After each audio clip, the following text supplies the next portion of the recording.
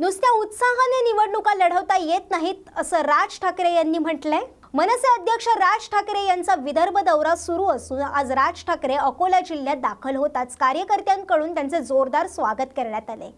तर राज ठाकरे यांची अकोल्यातील पदाधिकारी यांच्या सोबतच्या संघटनात्मक बैठकीला सुरुवात झाली आहे।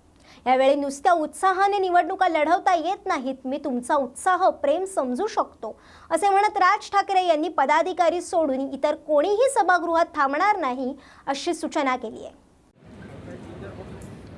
आणि या दौऱ्यामध्ये प्रत्येक ठिकाणी मराठवाड्यापासून इथपर्यंत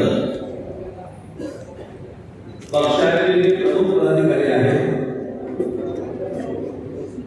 त्यांच्याशी मी चर्चा करण्यासाठी हा दौरा केलेला आहे।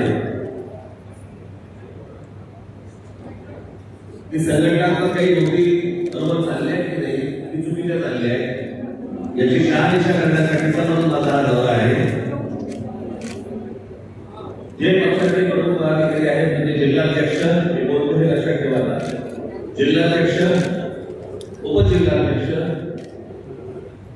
तालुकाध्यक्ष, उपतालुकाध्यक्ष, शहर अध्यक्ष, उपशहर अध्यक्ष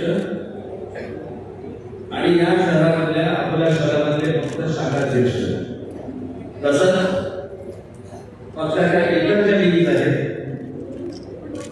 तालुका सेना असेल, विभागीय सेना असेल, त्याचे जिल्हाध्यक्ष फक्त आणि शहर अध्यक्ष एवढेच सभागृहामध्ये थांबतील। आपला उत्साह, आपलं प्रेम मी समजू शकतो, परंतु या सगळ्या गोष्टीला जर एक आखणी नसेल, रचना नसेल, तर नुसत्या उत्साहावरती निवडणुका लढवता येत नाही। त्याच्यामुळे मी तुमचं प्रेम समजू शकतो, मी तुमचा उत्साह समजू शकतो। ज्यावेळेस खरे आपल्याला निवडणूक लढवायची आहे त्यावेळेला मी भाषण द्यायला येणारच आहे, आपलं भेटायला येणारच आहे।